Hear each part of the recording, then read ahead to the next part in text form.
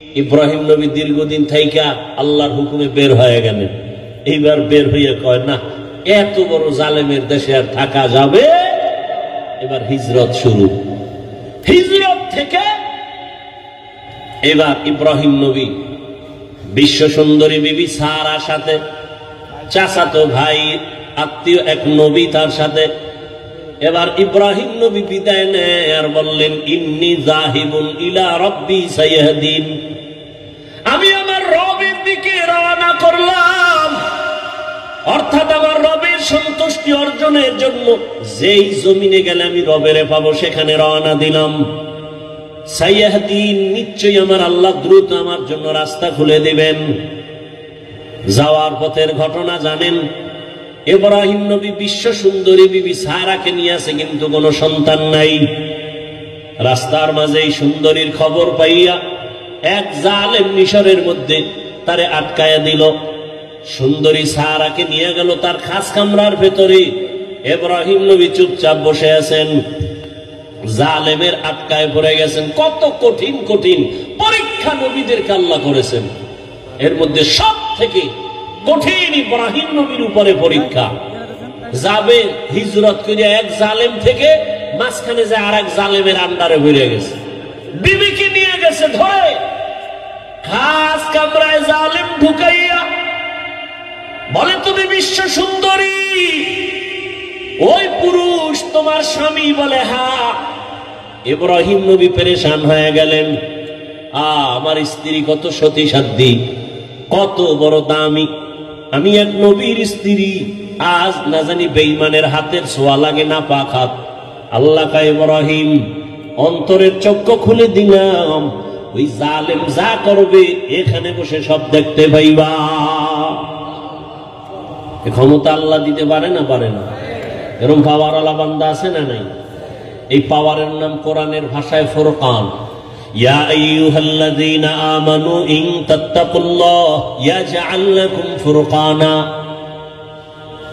তাকওয়ার উপরে যারা মজবুত হয়ে চলবে, আল্লাহ বলেন আমি তাদেরকে ফুরকান নামের এক পাওয়ার দান করব। মা মা'নাল ফুরকান হুয়া নূরুম মিন ইলাহি, আল্লাহর দেখা নূরের আলো। হাদিসের ভাষায় পাওয়ারের নাম ফেরাসাত। ক্বালা রাসূলুল্লাহ সাল্লাল্লাহু আলাইহি ওয়া আলিহি ওয়াসাল্লাম, ইত্তাকু ফিরাসাতাল মুমিন ফাইন্নাহু ইয়ানজুরু বিনূরিল্লাহ। আল্লাহর প্রিয় বান্দা মুমিনের ফেরাসাতের পাওয়ারকে তোমরা খুব ভয় করিও, কারণ তুমি যা দেখো তার থেকে তারা অনেক কিছু দেখেন। চামড়ার চোখ দিয়ে দেখেন না, নূরের আলো দিয়ে তারা দেখেন। ওমরে ফারুক খুতবা দিতেছেন জুমার মসজিদে নববীর ভেতরে। খুতবার মাঝে হঠাৎ একটা অপ্রাসঙ্গিক একটা চিৎকার দিয়ে আওয়াজ দিলেন, ইয়া সারিয়াতাল জাবাল, ইয়া সারিয়াতাল জাবাল, ইয়া সারিয়াতাল জাবাল। ওই সারিয়া, পাহাড় পাহাড় পাহাড়। মদিনাতুল মুনাওয়ারায় ওমর আওয়াজ দিলেন, এই সারিয়া, সামনে পাহাড়। সারিয়া কই? বলে মদিনা। ওমর যেখানে আওয়াজ দিছেন সেখান থেকে 2000 কিলোমিটার দূরে ইরানে যুদ্ধ করে। সারিয়াকে জিজ্ঞাসা করা হলো এক সময়, এই সারিয়া, মদিনাতুল মুনাওয়ারা থেকে 2000 কিলোমিটার দূরে ইরানে যুদ্ধ করেছো, ওমরের আওয়াজ শুনছো? বলে হ্যাঁ। কেমন শুনলাম? কাছে বসে বললে যেমন শুনি তেমনই শুনিস। এর নাম ফেরাসাতের পাওয়া। ইব্রাহিম নবী দেখতেছে জালেম বিশ্ব সুন্দরী বিবি সারাকে খাস কামরায় নিয়া প্রথমে লোভালোক দৃষ্টি দিয়া হাতটা যখন বাড়াইছে, সাথে সাথে হাতটা বাঁকা হয়ে গেছে। রাখে আল্লাহ? আহা, আল্লাহ এখনো পারেন, এখনো পারেন। আপনারা জানেন, এই ফেসবুকের মুরিদেরা, শুনো, মনে নাই তোমার, দুনিয়ার আকাম দেখো, ভালো ভালো জিনিস দেখো না। কয়েক বেশি হয় নাই, বছর 2 হয়েছে কিনা সন্দেহ, লন্ডনে একটা সেমিনার হয়েছিল। সমস্ত ধর্মের মানুষ সেখানে বসা, গোল টেবিলের সেমিনারে একজন ভিন্ন ধর্মাবলম্বী প্রশ্ন করল মুসলমানদের একজন লিডার, ধর্মযাজক, একজন বুজুর্গ ওলিয়ে কামেল, যাই তোমাদের নবী তোমাদের ধর্মে বলছে, হাদিসে আছে, একটা খেজুর আছে, ওই খেজুরটা খাইয়া বিষ পান করলে ক্রিয়া হয় না। মুসলমান বলে হ্যাঁ আছে তো। এটা কি সত্য? বলে হ্যাঁ সত্য। দেখাবা? বলে পারবা? পারবো। দাও আজোয়া খেজুর সামনে নিয়ে আসাও। আজোয়া খেজুর 2-3-7টা খাইয়া এবার বিষ দিল তার সামনে, হাউজের ভেতরে বিষ পান করলো। বিষ পান করে দিব্যি আরামে বসলেন, মিটিং চালাইলেন। বিন্দু থেকে বিন্দু বিষ তার ভেতরে গিয়া কোনো ক্রিয়া করলো না। কুদরত কার? ভাইরা আমার, আল্লাহ তো এখনো হেফাজতের দরজা খুলেছেন। সিলেটের জমিনে শাহজালাল রহমাতুল্লাহ আলাইহি গৌর গোবিন্দের মোকাবেলা করতে গিয়ে কোনো বেতের বাড়ি লাগে নাই, অস্ত্র লাগে নাই।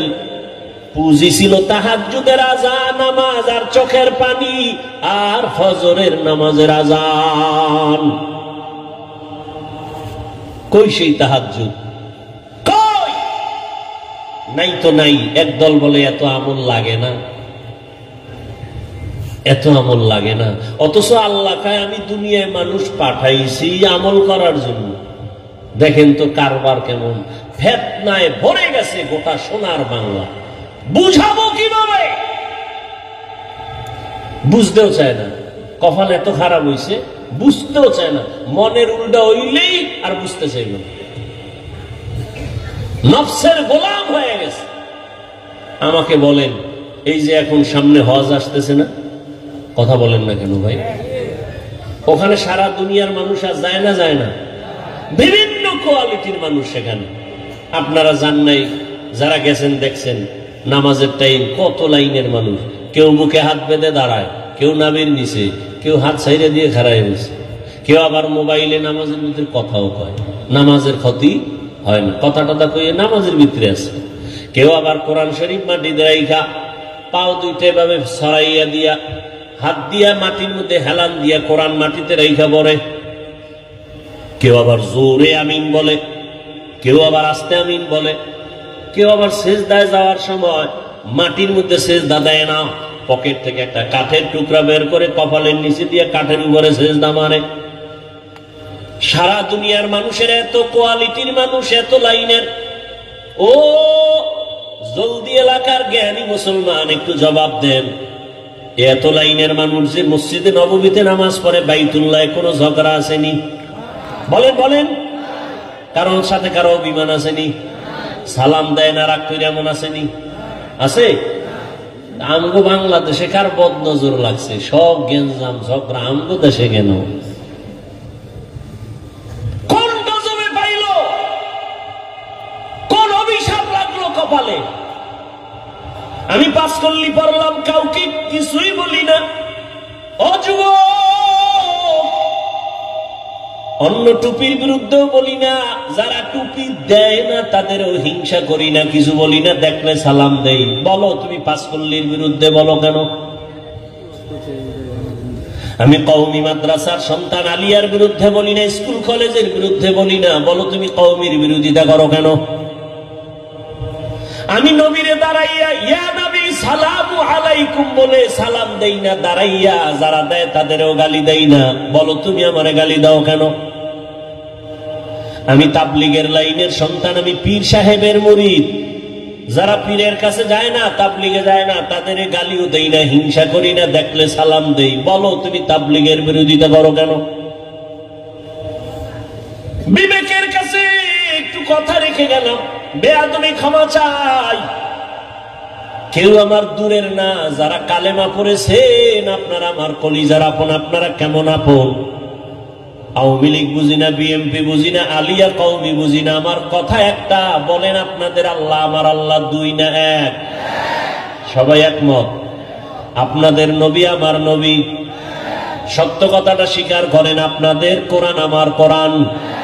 আপনাদের কাবা আমার কাবা, আপনাদের কালেমা আমার কালেমা, আপনাদের ধর্ম আমার ধর্ম।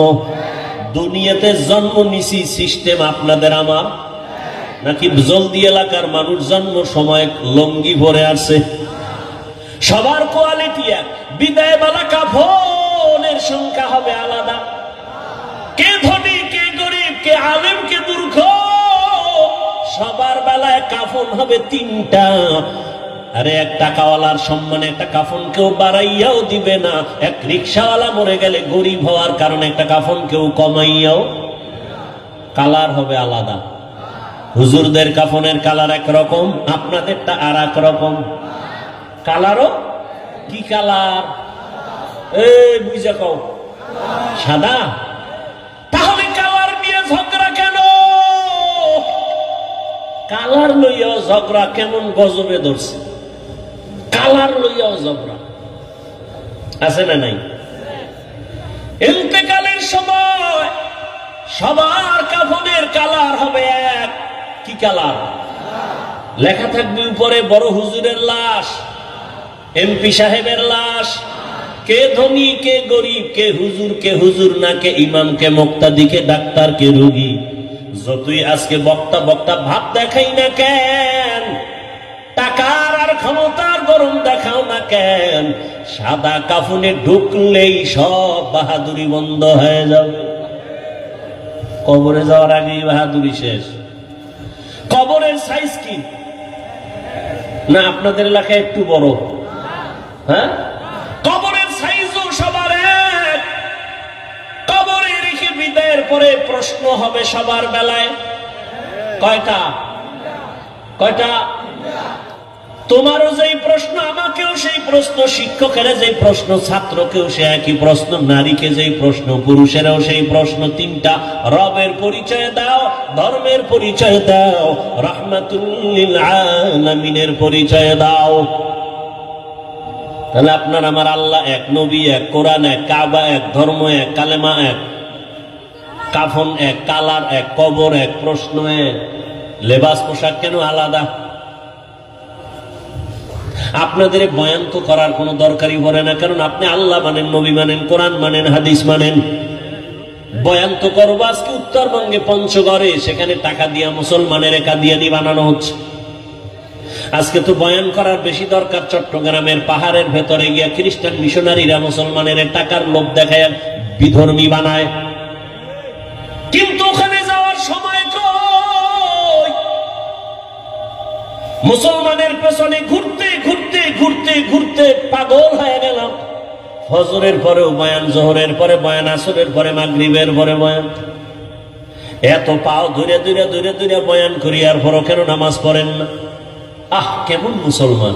আপনার আমার আল্লাহ এক, নবী এক, সব এক, অথচ আমি টুপি খুলতে চাই না। আপনারা কেমন ভিআইপি মুসলমান যে টুপি দিতেই চান না, লজ্জা লাগে। আমি টুপি খুলতে লজ্জা পাই, আর আপনি টুপি দিতে লজ্জা পান। আমি নামাজ না পড়লে লজ্জা পাই, আপনি নামাজ পড়তে গেলে লজ্জা পান। আমি মসজিদে না ঢুকলে লজ্জা লাগে, আপনার মসজিদে ঢুকতে গেলে লজ্জা লাগে। আপনি কেমন মুসলমান হইলেন? একটু চিন্তা করেন। ও আমার কলিজার যুবক বাবারা, বেয়াদবি মাপ চাই, একটু আমাকে জবাব দাও। রহমতের নবীর আদর্শ থেকে আরো সুন্দর আদর্শ কারো কাছে আসেনি? তাল মিলেও না, সত্য বলো, বুঝা বলো। নবীজির থেকে দামি আদর্শ নাই?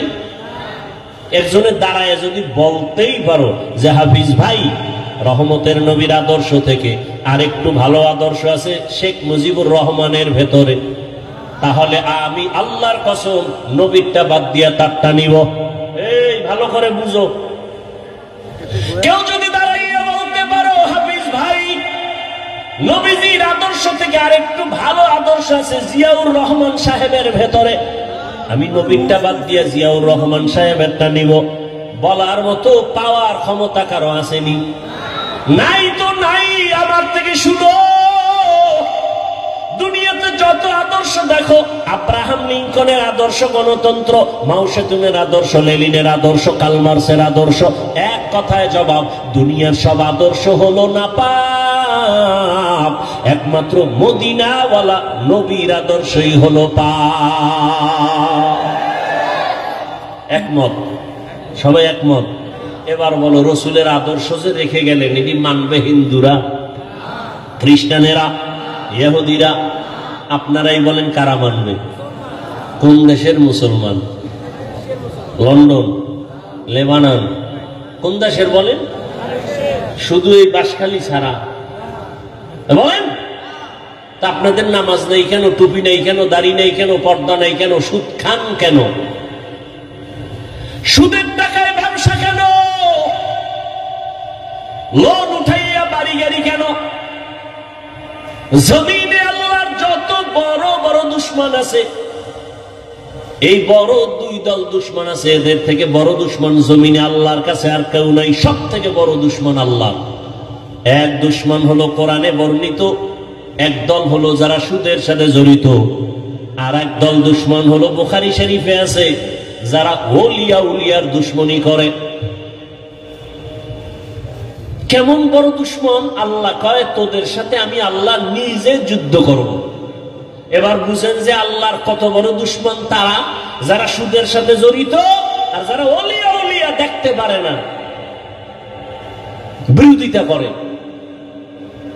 আল্লাহ হেদায়েত দান করুন। ওই জালেম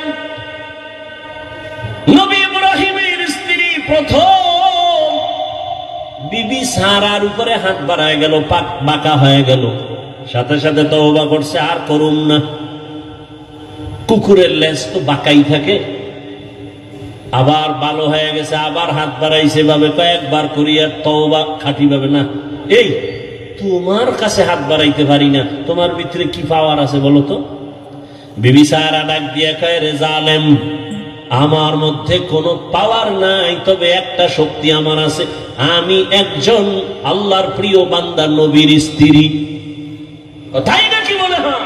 কে সে নবী? বলে ইব্রাহিম। কই সে? বলে ওই যে গাছতলায় বসা। ডাকো। ডাকাইয়া বেদবি করে তো আর আগাইতে পারে নাই, এবার তওবা টওবা কইরা নবীর কাছে মাপ চাইয়া মেহমানদারি করাইয়া, সন্তান কয়জন আছে? কয় নাই। কয় তাহলে আমার এক বান্দি আপনার বিবির খেদমতে দিয়া দিলাম, হাজেরা নামের। নবী ইব্রাহিম হাজেরাকে নিয়ে আবার সফর শুরু। ইতিহাস বড় আল্লাহর কাছে। তখন নবীর বয়স 80 পার হয়ে যাচ্ছে, তখন দোয়া করছেন একটা নেককার সন্তানের জন্য।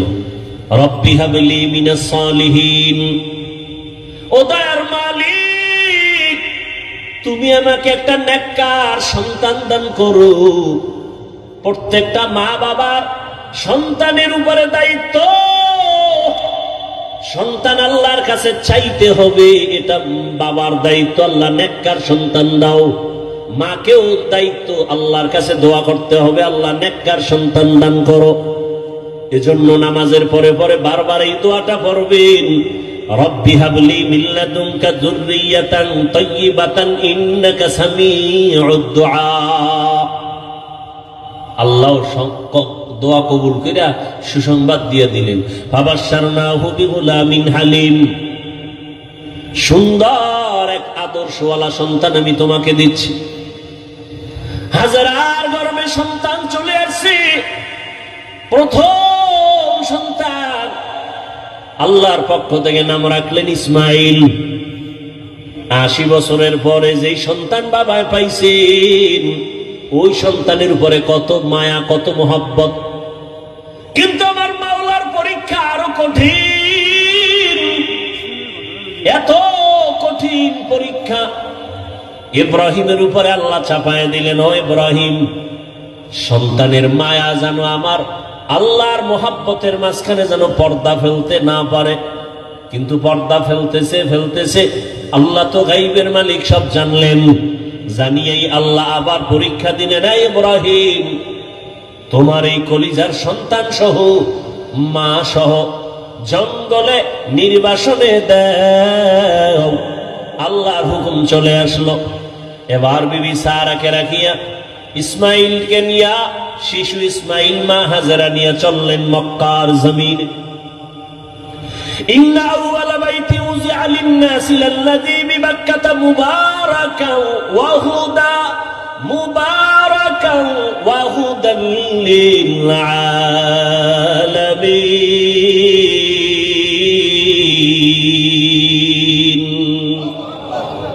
হেদায়েতের ঘর বানাইলেন আমার আল্লাহ। কোনো মানুষ নেই, জঙ্গল পাহাড়, ওখানে নিয়ে গেলেন। কেমন পরীক্ষা দেখছেননি? কই নিয়ে যাইতেছে বলার অধিকার নাই, জবান বন্ধ, ইশারা ইঙ্গিতে বলবে কিনা তাও ভয়। একজন নারী সৃষ্টিগতভাবেই দুর্বল, আবার সাথে শিশু বাচ্চা, আরো পেরেশানি। বাইতুল্লাহর পাশে সাফা মারওয়া, এখন যে পাহাড়ের মাঝখানে জঙ্গল, চতুর্মুখী ওখানে রাখলেন।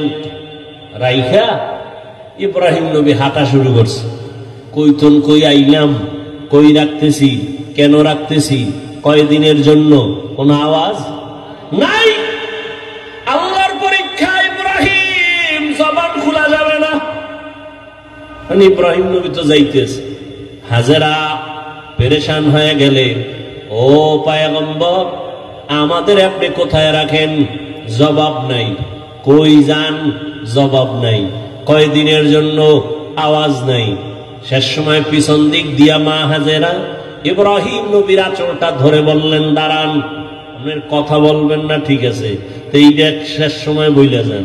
আমাকে যেখানে রাখলেন এটা কি আপনার মন মতো নাকি রবের ইশারা?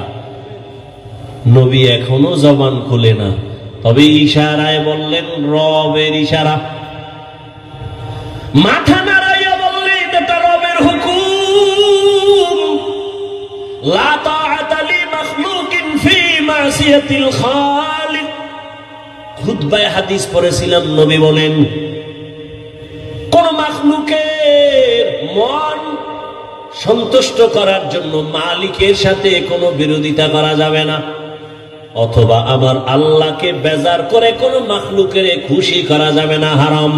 আল্লাহকে বেজার করে মা বাবারে খুশি করা হারাম, আল্লাহকে বেজার করে পীরকে খুশি করা হারাম, আল্লাহকে বেজার করে ওস্তাদকে খুশি করা হারাম, আল্লাহকে বেজার করে কোনো ব্যক্তিকে খুশি করা হারাম।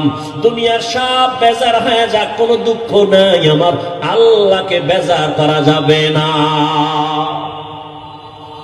ইশারায় বললেন হ্যাঁ, রবের হুকুমে রেখে গেল, রেখে তো গেলেন। ইব্রাহিম নবী তো জবান বন্ধ, কোনো আওয়াজ নাই। ইশারায় বুঝাইলেন রবের হুকুম। এই আওয়াজটা পাইয়া মহিলাদের দিল তো স্বাভাবিক একটু নরম। মা হাজেরা কান্না শুরু করলেন আর বললেন, ও দয়ার স্বামী, এখানে আপনি আমার রবের হুকুমে রেখে যাইতেছেন। আমার বাচ্চা শিশু ইসমাইল ছাড়া কেউ নাই, মানুষ নাই, জঙ্গল পাহাড় অন্ধকার, একটু পানি আছে, এই পানি যদি না থাকে কোথায় যাব? বাচ্চারে যদি দুধ পান করাইতে না পারি, নির্জন জায়গা, কোথায় যাব? আপনার কাছে কোনো দাবি নাই, মালিকের কাছে একটু দোয়া করবেন আমাদের জন্য। ইব্রাহিম নবীর জবান তো বন্ধ। হাজেরা বলতেছে, নবী কানে শুনতেছে, জবাব না দিয়া হাঁটতেছে। হাইটা হাইটা পাহাড় বাইয়া নিচে নামলেন। নিচে নাইমা ইব্রাহিম নবী মালিকের দরবারে হাত উঁচু করে দোয়া করলেন, রব্বানা ইন্নী আসকানতু মিন যুররিয়্যাতি বিওয়াদিন গায়রি যি যারইন ইনদা বাইতিকাল মুহাররম রব্বানা লিয়ুকিমুস সালাতা ফাজআল আফইদাতান নাসি তাহবি ইলাইহিম ওয়ারযুকহুম। আল্লাহর নবী দোয়া করলেন আল্লাহর দরবারে, আল্লাহ তোমার হুকুম, এতদিন যত পরীক্ষা করেছো, ধৈর্য ধরে ধরে পাস করার চেষ্টা করেছি, আমার জীবনের শেষ সময় একটা সন্তান দিয়েছো, মোর বড় মায়ার সন্তান। এই বয়সের সন্তানটাকেও পরীক্ষার মাঝে ফালাইছো, কোনো দাবি নাই, একটা দাবি, আল্লাহ তুমি ধৈর্য দাও, পাশ করার তৌফিক দাও।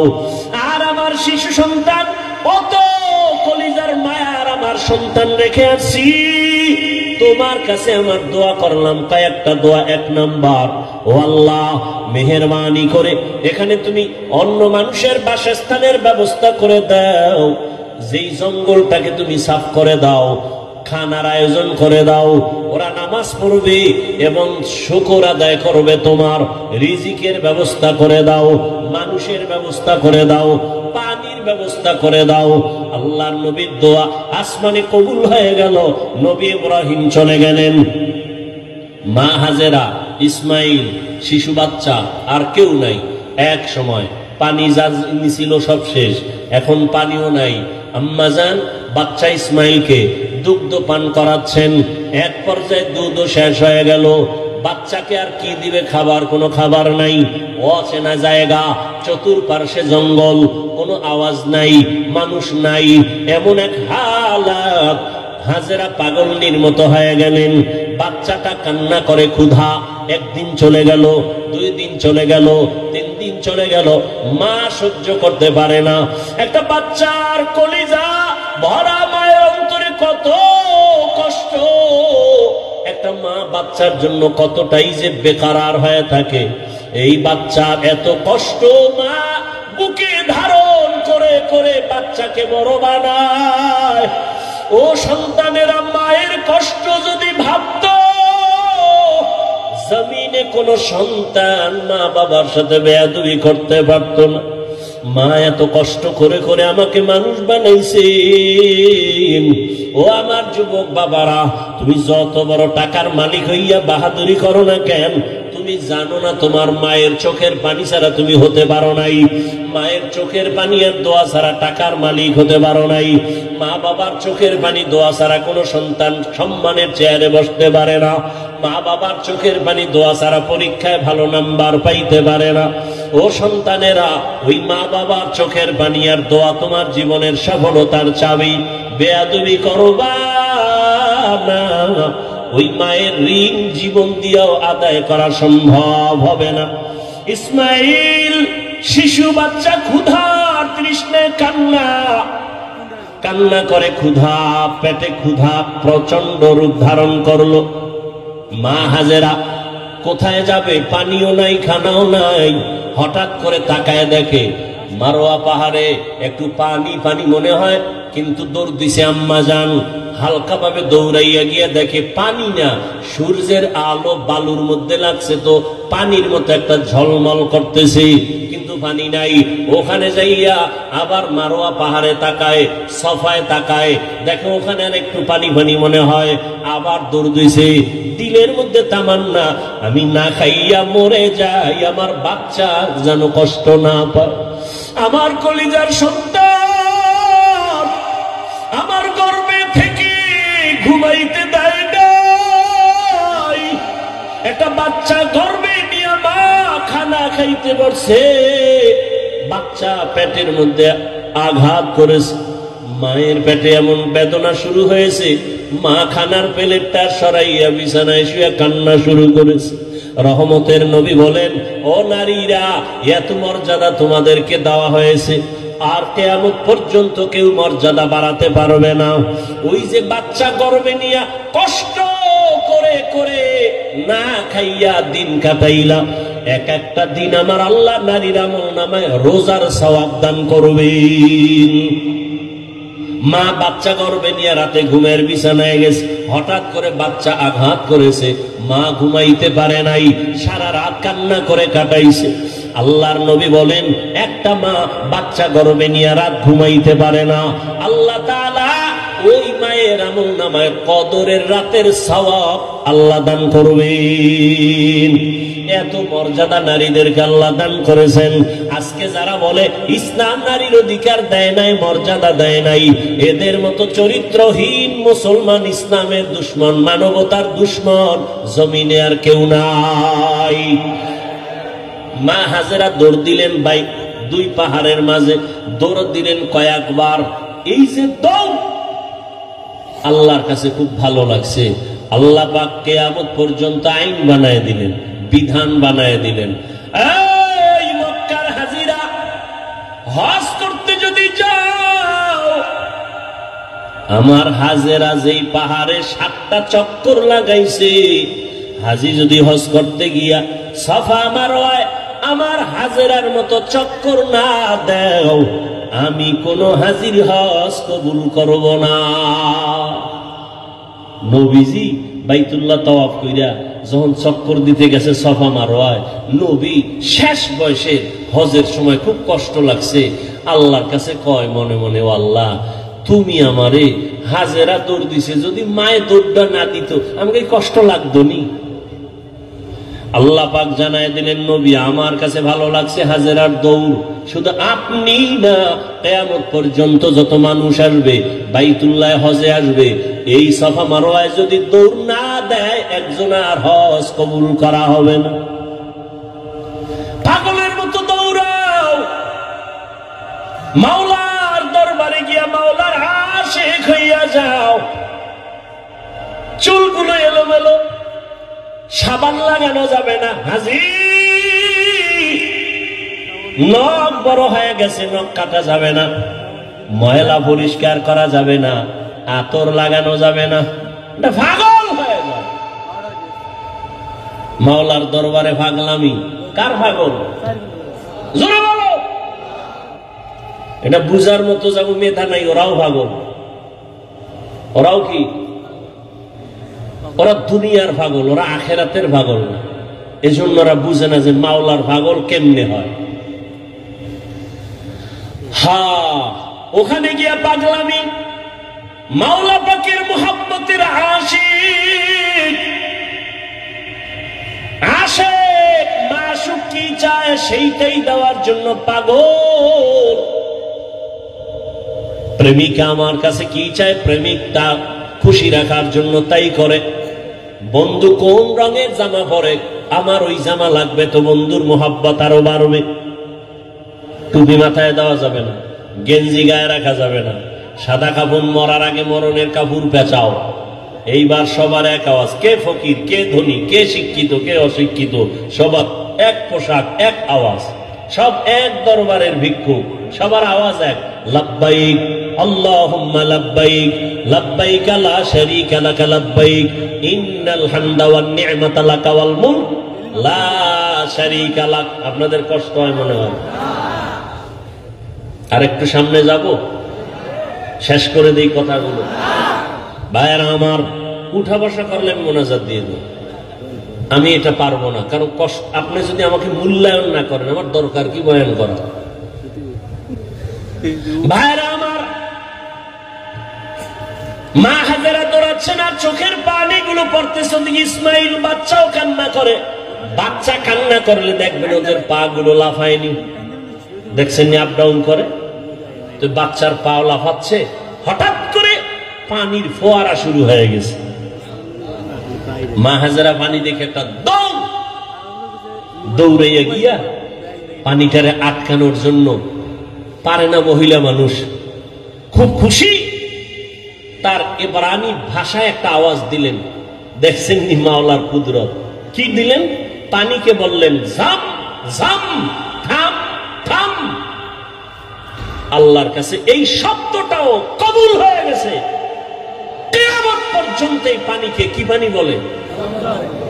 শব্দটা কার? এইমাত্র বলছি, শেষ। মা হাজেরার জবানের আওয়াজ, জাম জাম, থাম থাম। পৃথিবীর বিশুদ্ধ পানি। সাহাবাদের মধ্য থেকে কেউ নবীকে জিজ্ঞাসা করলেন, ইয়া রাসূলুল্লাহ, এই জমজম কূপের পানির তলা কই? Crore crore crore, million trillion trillion পানি হাজি সাহেবরা নিয়ে যায়, কমে না বাড়ে না, সমান।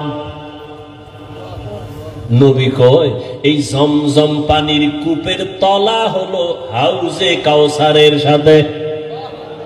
আরো জোরে, কোথার সাথে? মুফাসসিরিনে কেরাম লিখেছেন, কাউসারের পানির থেকেও জমজমের মূল্য বেশি। রাসূলকে যখন মেরাজে নেওয়া হয়, নবীজি বলেন, জিবরাইল আমিন আমাকে ধইরা জমজম কূপের পানি দিয়ে ওযু বানাইলেন। ওযু বললাম, এর আগে আমাকে শোয়াইয়া, চিৎভাবে শোয়াইয়া আমার বুকটাকে চিরলেন, ভেতর থেকে কলব বের করলেন, স্বর্ণের পেয়ালায় রাখলেন, ঝমঝম দিয়া ধুইলেন, আবার ভেতরে রাখলেন, এরপরে আবার আটকায় দিলেন।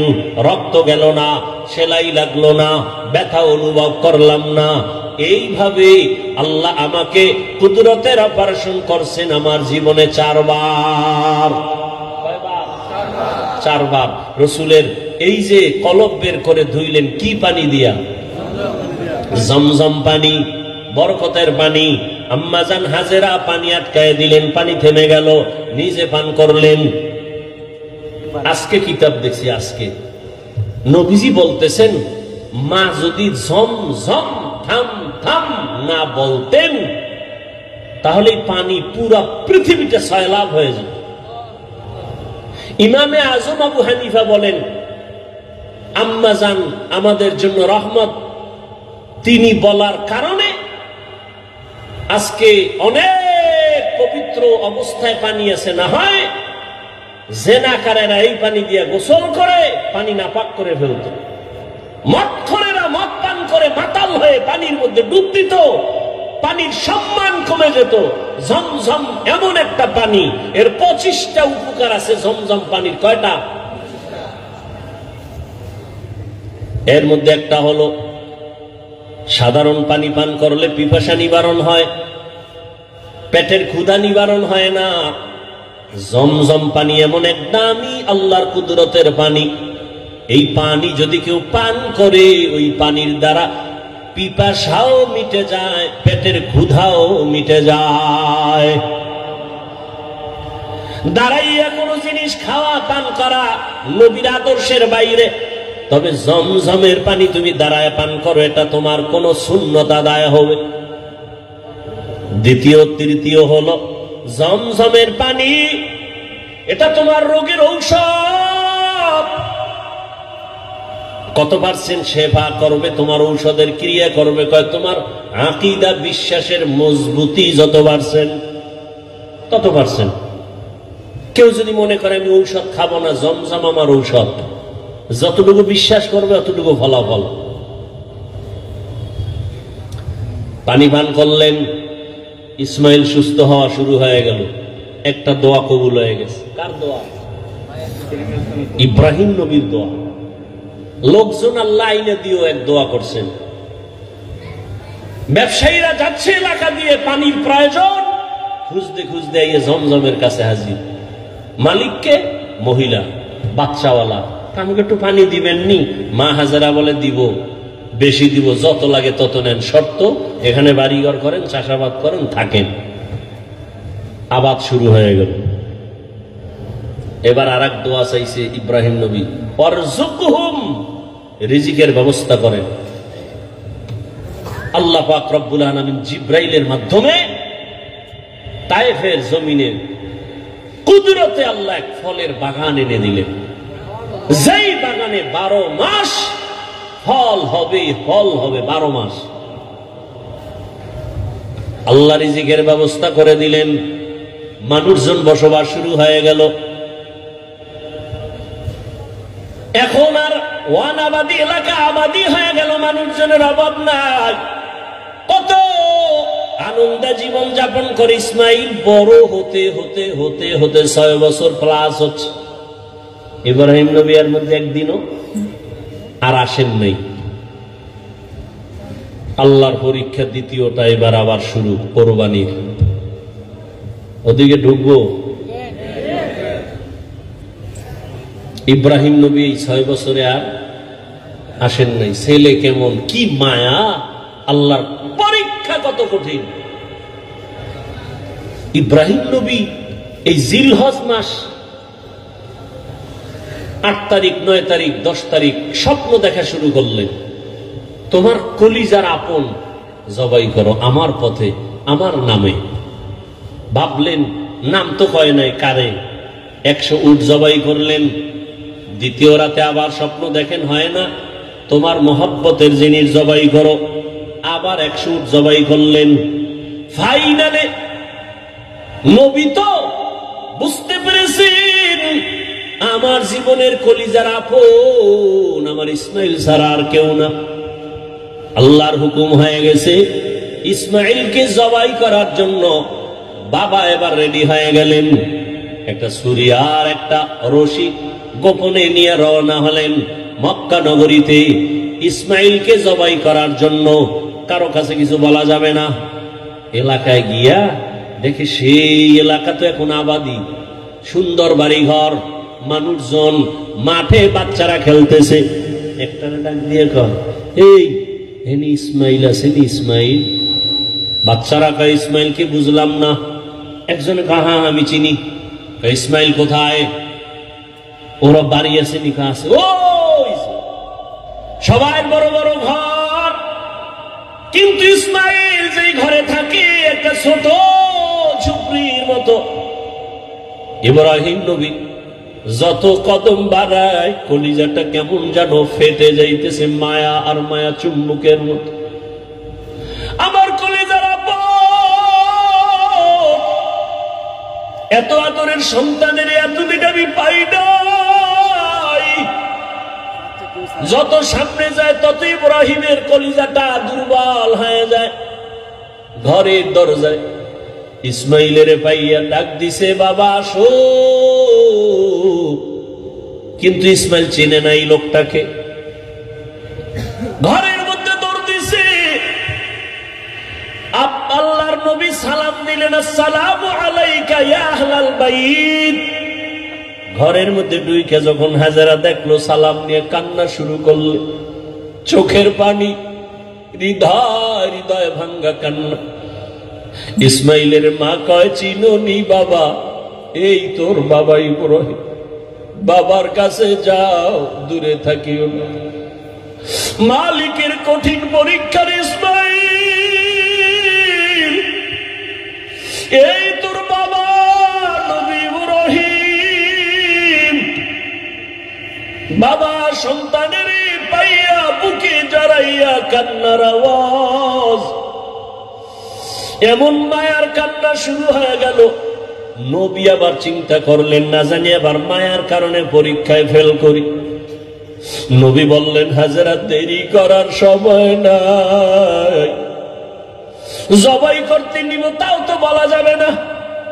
নবী কৌশল করে বললেন, ও হাজেরা, ইসমাইলের সুন্দর করে সাজাইয়া দাও, মালিকের দাওয়াতে যাব। মা হাজেরা তো ভাবছেন দুনিয়ার কোন মালিক দাওয়াত দিছে সেখানে যাবে। মা হাজেরা বুঝতে পারেন নাই যে আসল মালিক দাওয়াত দিয়েছে। মা হাজেরা এতটুকু বুঝা দুনিয়ার মালিকের দাওয়াতে যাবে, বাবার সাথে যাবে। মা বড় আনন্দিত হইয়া ইসমাইলের এমন সুন্দর করে সাজায় দিলেন। এবার ইসমাইলের নিয়ে বাবা রওয়ানা। বাবা সামনে হাঁটে, ইসমাইল পেছনে পেছনে হাঁটে। মা দুঃখিনী দরজার কিনারায় দাঁড়ায় দাঁড়ায় সন্তানের দিয়ে তাকায় থাকে। একটা সন্তান যখন আপনাদের এলাকার মানুষ বাঁশখালী থেকে চট্টগ্রাম যায় বা বিদেশ যায়, মা ঘর থেকে যখন সন্তানের বের করে দেয়, মা চোখের পানিগুলো আঁচল দিয়ে মুছে সন্তানের পেছনে পেছনে মাও কিছু দূর আগায় যায়। মা সহ্য করতে পারে না, সন্তান আবার কই, ওরে আমার কাছে থাইকা যখন মা বলিয়া ডাক দেয়, কলিজাটা ঠান্ডা হয়ে যায়। একটা সন্তানের মা ডাকে এত মজা, দুনিয়ার বাদশাও যদি বানায় দেয় এত মজা পাওয়া যায় না। সন্তান যখন আম্মু বলে ডাক দেয়, মায়ের কলিজাটা ঠান্ডা হয়ে যায়। মা হাজেরা ইসমাইলের বিদায় দিয়া তাকায় তাকায় কান্না করে। ইব্রাহিম নবী পিছনে তাকায় না, তাকাইলে মায়ার কারণে পরীক্ষায় পাশ করা যাবে না। ইসমাইলও আনন্দে আনন্দে যখন বের হয়ে যাচ্ছে, শয়তানের মাথা গরম হয়ে গেল। এই পরীক্ষায় যদি ইব্রাহিম পাশ করে, দুনিয়াওয়ালারা বহু বিধর্মী মুসলমান হবে। কেমনে পরীক্ষায় ফেল করানো যায়? হাজেরাকে একটু ধোকা দেই। হাজেরারে গিয়া ধোকা দিয়ে কয়, হাজেরা ইসমাইলের কোথায় ছাড়লা? কয় মালিকের দাওয়াতে গেছে। বলে কোন মালিক? বলে দুনিয়ার কোন বাদশা। কয় না না, আমি জানি আল্লাহ দাওয়াত দিছে। কেন? হাজেরাকে বলে জবাই করার জন্য। হাজেরা ডাক দিয়ে কয়, রে শয়তান, তুই আমাকে ধোকা দিস না। একটা বাবা হইয়া কোনদিন সন্তানের জবাই করতে পারে না। যখন এই কথা বলছে শয়তান ডাক দিয়ে কয়, আল্লাহ হুকুম করছে জবাই করার জন্য। হাজেরা চোখের পানি ছাড়িয়া কয়, রে শয়তান, যদি আমার মাওলা হুকুম করে একজন ইসমাইল না, আল্লাহ যদি আমারে আরো ইসমাইল দেয়, আমি সব আল্লাহর রাস্তায় ছেড়ে দিতে রাজি। শয়তান দেখলো এখানে হাজেরাকে ধোঁকা দিয়ে আটকানো যায় না, দৌড়াইয়া গেছে শিশু ইসমাইলের একটু ধোঁকা দেওয়ার জন্য। ইসমাইলের গিয়া যখন ধোঁকা দিতে গিয়া কয়, ইসমাইল কই যাও, বাবার কাছে ছুরি আছে, তোমারে জবাই করবে। ইসমাইল তো বুঝ কম, ডাক দিয়া কয়, আব্বা যান, আপনি কি আমাকে জবাই করতে নিয়ে যাইতেছেন? এবার ইব্রাহিম কয়, শয়তান পাথর মারো। এই 3 জায়গায় ধোঁকা দিছে। ইব্রাহিম আর ইসমাইল মিলিয়া 3 জায়গায় পাথর মারলেন। আল্লাহ তাআলা আইন করে দিলেন, আমার ইসমাইলের কথা কাজটা আমার কাছে ভালো লাগছে, ইব্রাহিমের এই কাজ কিয়ামত পর্যন্ত স্মৃতি হয়ে থাকবে মুসলমানের কাছে। আজকে যেই 3 জায়গায় ইসমাইল আর ইব্রাহিম পাথর মেরেছেন, ওই 3 জায়গায় পিলার করা আছে। ও হাজিরা, তোমরা হজ করতে গিয়া ওই 3 জায়গায় যদি পাথর না মারো, তোমাদের একজনের হজও কবুল হবে না।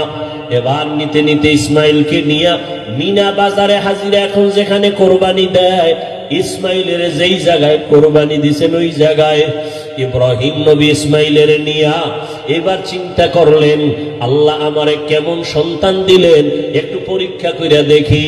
এবার সন্তানকে বাবা বলতেছেন, ফালাম্মা বালাগা মাআহু সায়া ক্বালা ইয়া বুনাইয়া ইন্নী আরা ফিল মানামি আন্নী আযবাহুকা ফানজুর মাযা তারা। ও বাবা, আমি স্বপ্নে দেখলাম তোমাকে জবাই করতেছি, বলো বাবা তোমার কি মতামত বলো।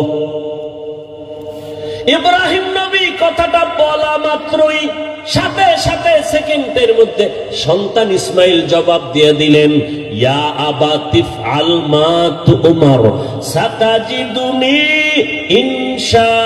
ইনশাআল্লাহু মিনাস সাবিরিন। আব্বা জান, দ্রুত আমাকে আল্লাহর হুকুম মতো জবাই করেন, ইনশাআল্লাহ আমাকে আপনি ধৈর্য ধারণকারীদের মধ্যেই পাবেন। আব্বা জান, আমাকে দ্রুত জবাই করেন, দেরি করলে আবার বুঝি আল্লাহ হুকুমটা ফিরিয়ে নিবে, কপাল পুড়ে যাবে।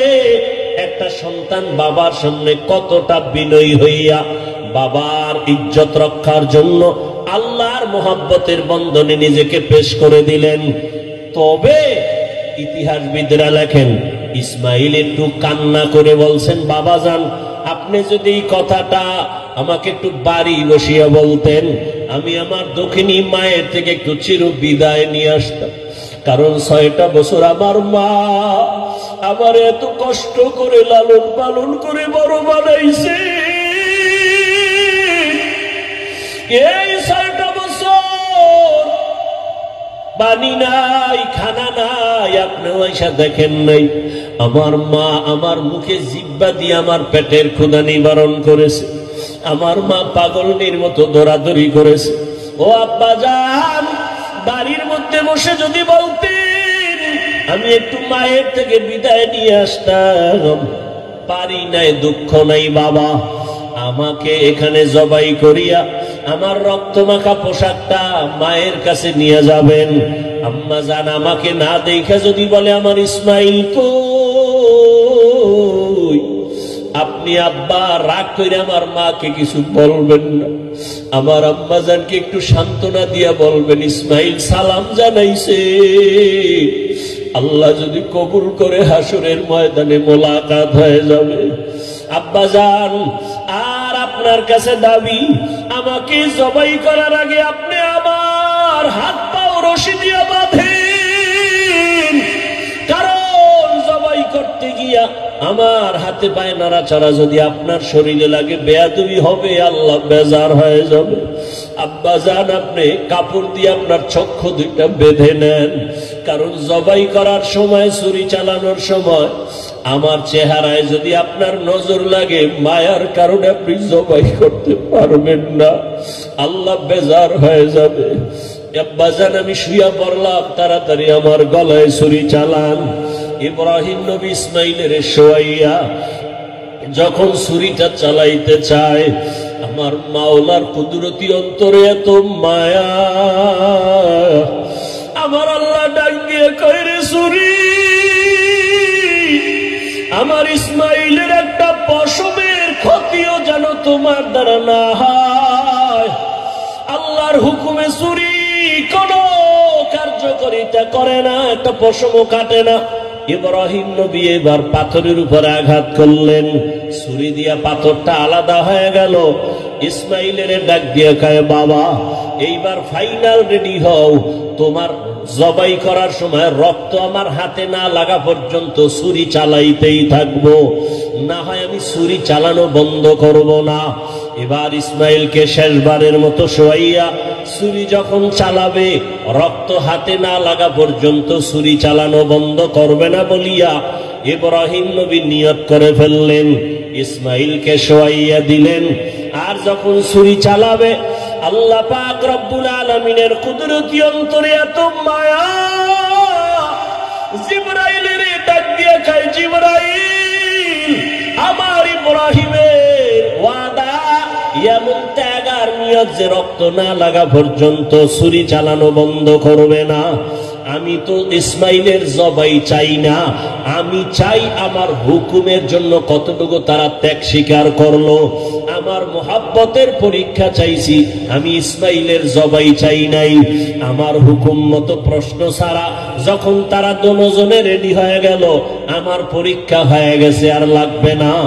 ইসমাইলের জবাই করার আগে, ছুরির নিচে দেওয়ার আগে, জান্নাতি একটা দুম্বা নিয়ে যাও, ইসমাইলের সরাইয়া জান্নাতি দুম্বাটা যখন ছুরির নিচে দিয়া দাও। ইব্রাহিম নবী ছুরি চালায়, জিব্রাইল আমিন দুম্বা নিয়ে রওয়ানা। দেখতেছে আমি যাইতে না যাইতেই মনে হয় ছুরির নিচে ইসমাইল জবাই হয়ে যাবে। জিব্রাইল আমিন আসমান থেকে একটা আওয়াজ দিছে, আল্লাহু আকবার, আল্লাহু আকবার। ইব্রাহিম নবী তাকাইছেন, তিনিও ডাক দিছেন, আল্লাহু আকবার, আল্লাহু আকবার। এইবার ইসমাইল আওয়াজ দিলেন, লা ইলাহা ইল্লাল্লাহ। এইভাবে আওয়াজ দিয়া ইব্রাহিম নবী যখন চক্ষু খুইলা দেখেন রক্ত হাতে লাগছে, ছুরিটাও ছাড়লেন। যখন তাকায়া দেখে, খুশি মনে ইসমাইল বুঝি কোরবানি হয়ে গেল, কিন্তু না, দেখে একটা অপরিচিত জন্তু জবাই হয়ে গেল। ইসমাইল পাশে সুন্দরভাবে দাঁড়ানো। বাবা আবার বুঝি ভয় পেয়ে গেলেন, ও ইসমাইল, আল্লাহ বুঝি আমার কোরবানি কবুল করবেন না, আর একবার চেষ্টা করি। সাথে সাথে ওহী নাজিল হয়ে গেল। আল্লাহ কয়, ওয়ানাদাইনাহু আইয়া ইব্রাহিম কদ সাদ্দাকতার রুইয়া ইন্না কাযালিকা নাজজিল মুহসিনিন। ইব্রাহিম, তুমি আমার পরীক্ষায় পাশ করছো। হাজেরা কাঁদতেছে ইসমাইলের জন্য, জলদি করে যাও। বলে আসো মালিকের দাওয়াতে যাই, মালিকের থেকে কি হাদিয়া নিবা? আমার পক্ষ থেকে দুম্বার গোশত হাদিয়া দিয়া দিলাম। ওয়াফাদাইনাহু বিযিবহিন আযীম, আমার পক্ষ থেকে হাদিয়া দিলাম এই জবাই করা দুম্বার গোশত। ইসমাইলের নিয়ে যাও, ইসমাইলের হাজরার কোলে ফিরায়া দাও, আর মালিকের পক্ষ থেকে দুম্বা হাদিয়া পৌঁছাইয়া দাও। আল্লাহ তাআলা বলেন, ও দুনিয়ার মানুষ, ইব্রাহিমের কোরবানির ত্যাগ তোমার থেকেও চাই। ও মুমিন, এই ত্যাগ স্বীকার করতে গিয়া তোমার থেকে রক্ত চাই না, গোশত চাই না, আমি চাই তোমার অন্তরের ত্যাগ আর মুহাব্বত আর তাকওয়া। লা ইয়ানালাল্লাহু লুহুমুহা ওয়ালা দিমাউহা ওয়ালাকিন ইয়ানালুহু তাকওয়া মিনকুম। ও আমার যুবক বাবারা, ও পর্দার আড়ালের মা বোনেরা, ও বৃদ্ধ বাবাজি, আমার আল্লাহর পরীক্ষায় পাশ করিয়া জান্নাত পাওয়ার জন্য একজনের চেষ্টায় হবে না। হাজেরার যেমন চেষ্টা, ইসমাইলের তেমন চেষ্টা, নবী ইব্রাহিমের তেমন চেষ্টা। একটা ঘরের ভেতরে একটা জান্নাতি পরিবেশ তৈরি করতে হলে বাবারও এক মন হতে হবে, স্ত্রীকেও এক মনওয়ালা হতে হবে, সন্তানেরও মতামত এক থাকতে হবে, স্বামী আর স্ত্রীর মন আর মতামত যখন এক হবে, সন্তানের মতামত যখন মা বাবার মতের সাথে মিলিয়ে যাবে, ওই সন্তান ওই সংসারে শান্তি আসবে, আল্লাহ রহমতের বাড়ি দ্বারা বর্ষণ করতে থাকবেন। ও আমার যুবক বাবারা, ও পর্দার আড়ালের মা বোনেরা, আম্মাজান হাজেরা যদি নিজের থেকে সহযোগিতা না করতেন, ইব্রাহিম নবী পাস করতে পারতেন না। ইসমাইলও যদি বাবার কথায় একমত না হইতেন, পরীক্ষায় পাস করা যাইত না। অতএব যারা মা আছেন, আপনার সন্তানটাকে আপনি ডাক্তার বানাবেন, ইঞ্জিনিয়ার বানাবেন, তবে আদর্শবান বানায় যান, বেয়াদব যেন না হয়। সন্তান কখনো যেন আচরণ দিয়া আপনাদের কষ্ট না দেয়, সন্তানের আচরণে যেন শিক্ষক কষ্ট না পায়, সন্তানের আচরণে আলেম ওলামা মুরব্বীরা যেন কষ্ট না পায়। আদর্শবান ডাক্তার হলে সন্তানটার সম্মান আল্লাহ বাড়ায় দিবেন। মা বাবার একমত থাকতে হবে, নিজেদের আদর্শ সুন্দর করতে হবে। ও আমার যুবক বাবারা, আমি এতক্ষণ বয়ান যা করলাম, একবারও কিন্তু বলি না স্কুল কলেজ বাদ দিয়া মাদ্রাসায় যাও, আমার মতো টুপিওয়ালা হও। বরং আমি শেষ বেলায় বলে গেলাম, তুমি ডাক্তার হও, ইঞ্জিনিয়ার হও, প্রফেসর হও, স্কুল কলেজে বড় কোনো বাধা নাই, তবে বেয়াদবি করবা না। মা বাবার দোয়া নিও, শিক্ষকের দোয়া নিও, ওলামায়ে কেরামের দোয়া নিয়ে আদর্শ ডাক্তার হইও। মা বাবার সাথে যদি বেয়াদবি করে বরদোয়া নেও, মরার আগে পঙ্গু হয়ে যাবা, কপাল পুড়ে যাবে। শিক্ষকের সাথে যদি বেয়াদবি করে বরদোয়া নাও, লেখাপড়ার জীবন থেকে ধ্বংস হয়ে যাওয়া। আলেম ওলামার বরদোয়া নিয়ে যদি চলো বেয়াদবি করো, তোমার চরিত্র নষ্ট হয়ে যাবে। এই তিন জায়গার দোয়া নিয়ে চলিয়া ডাক্তার হও, জীবন সফলতার দরজা খুলে দিবে। তুমি ইঞ্জিনিয়ার হলো, তুমি সফল ইঞ্জিনিয়ার হবা, দুনিয়ার সবাই তোমাকে মোহাব্বত করবে, সম্মান করবে।